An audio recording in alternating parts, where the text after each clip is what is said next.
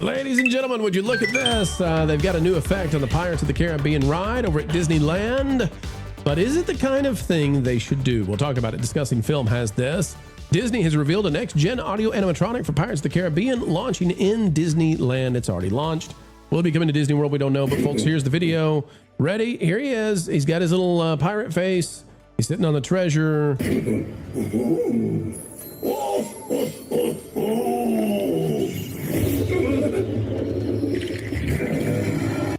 And then he turns into a skull. You know, I got to give credit to Disney for their PR. They've got the greatest PR in the world. Let me full screen this, okay? I want to show everybody. They've had rear projected faces forever, right? They have the Frozen faces. People didn't like them, but there are rear animated faces already in Haunted Mansion. And here in Pirates now, you've got a rear projected face. There's a projector on the backside inside the hat that projects the face. That's a flat face, okay? And then it gets closer, and all we're going to do is change the projection. Again, it's a flat face, and we change it to that. That is all this is. But the Walt Disney Company, they get articles written about this kind of stuff. They get it's crazy to me. Now, the question I have is, should they even be doing this kind of a change for Pirates? We'll talk about that in just a second, but out of crowdlevels.com, Disney Imagineering developing aquatic robots, Star Wars food, truck droids, etc. The $60 billion expansion apparently includes this kind of stuff. You can see they got apparently a robot dolphin. Okay. They got truck droids that are supposed to do something. Who knows? Food? I don't know. We've been talking about those forever. Yeah. But and they got the Pirates technology that come out of the. It's a rear projected screen for a face. This is not. Anyway, what I want to say is, at the same time that Epic is building all the cool stuff that Epic is building, at the same time that we're seeing, even like places like Dollywood really get into the game with their new attraction that's opening up based around fireflies. Disney manages to get stories like this about absolutely nothing. This is just a rear projected face. They've had this forever. Panel, what do you think about this? The broader question is this tech display that really isn't impressive, is this even something that belongs in Pirates? Because I know that Walt wanted the Pirates to be realistic. There are interviews from Walt talking about wanting it to be realistic. What are your thoughts? This is an unnecessary downgrade. It's disappointing, and the fandom has spoken on many social media platforms, and it's not. It doesn't make the attraction enjoyable. And if you know the history of this ride, this was, like you said, this was one of Walt's rides that he had his hands on, and there was nothing wrong with what was there before. That's what made it so interesting. Even the merchandise hasn't even changed over to this. This is what we're seeing on The Little Mermaid. This is what we're seeing over at Frozen Ever After. We don't need this. This is not, it doesn't deliver the feeling that you used to get. It's like, oh, it's a projector. Wow.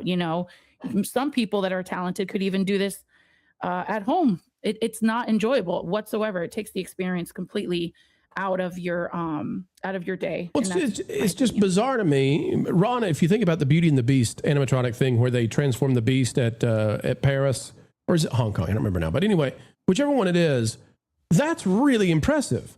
Like, I don't get why we're writing articles. There's article after article after article about this thing. It's not impressive to me. And I think it actually might go against the whole idea that Walt had of, hey, we want to have these, realistic pirates. They're historic. And now it's magic. And I really don't care that much. But at the same time, it's like, did you guys just do this as a tech demo for articles? Seriously? I'm looking at it. Maybe I feel a whole lot different than anyone else. I just look at it and I think this is stupid. It's just stupid. Like, that's how I feel.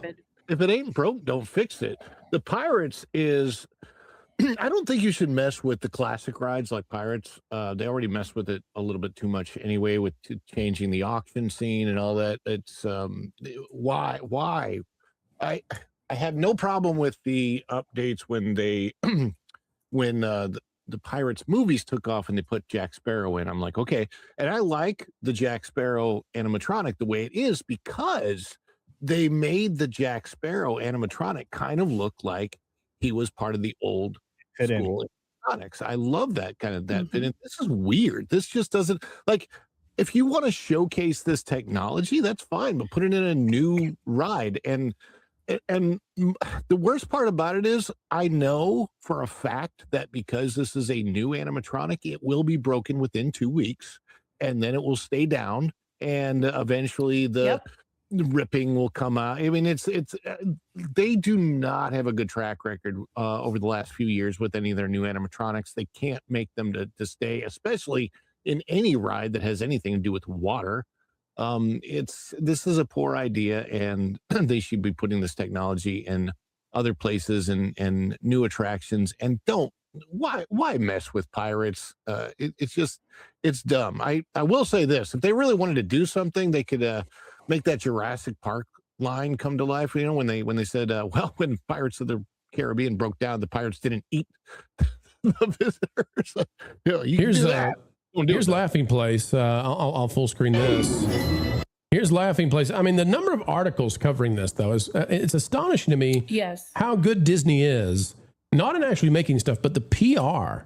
You know, I mean, everybody is covering this, and they just regurgitate. It's the next gen audio animatronic, and it's like, what are you guys talking about? Culture, walk us through. I don't like it because of the change. I also don't like it because it's going to have to rely on a sensor that'll also have to be reliable so that everybody in the boat gets a chance to see this change.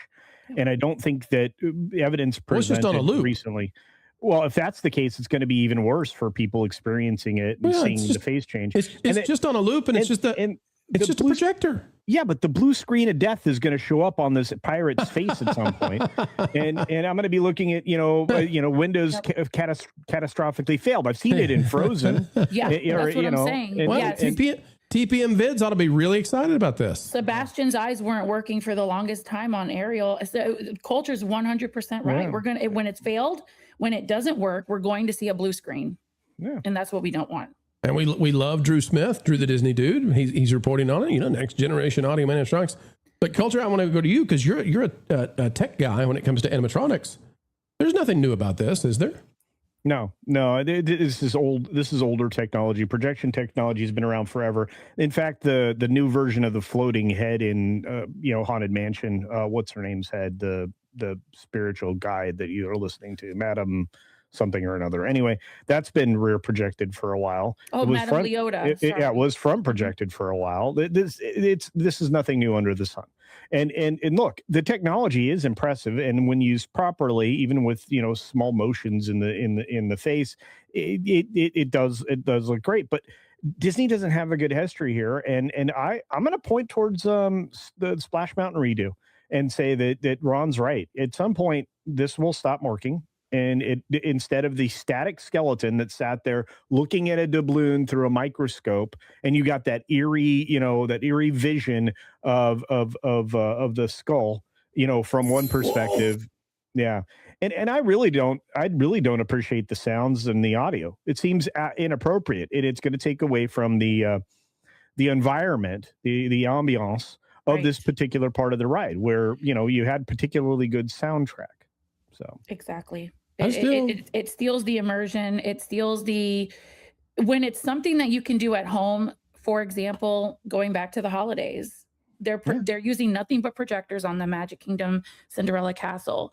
And when it was the Osborne lights, it was something that would make you get up and go out of your way to go and pay that ticket price and go experience lights out of this world, right? Something that's like you can't do at home.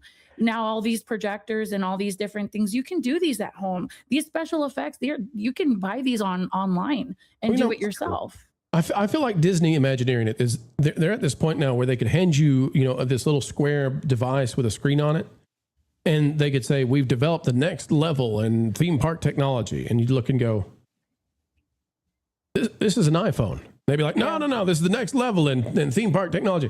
Like, there's nothing new here, and they're pretending that they've created something. Like, good. That's where we are. That's where we are. Same thing they've had this for 10 years. They just got rid of the frozen faces because they look so bad, right? Right. But, in this one, they transform the face into two different faces using the projector. which doesn't involve any new technology whatsoever, and thus it's brand new. It's shiny. It's sparkly. Folks, give them credit. Give them kudos. The Imagineering PR team. The rest of Imagineering may not know what they're doing, but the PR team, by golly, they're great at their job. Thanks for watching That Park Plays News. For more information, consider checking out www.thatparkplace.com. And don't forget to subscribe, share, like, and send this out on your favorite social media account.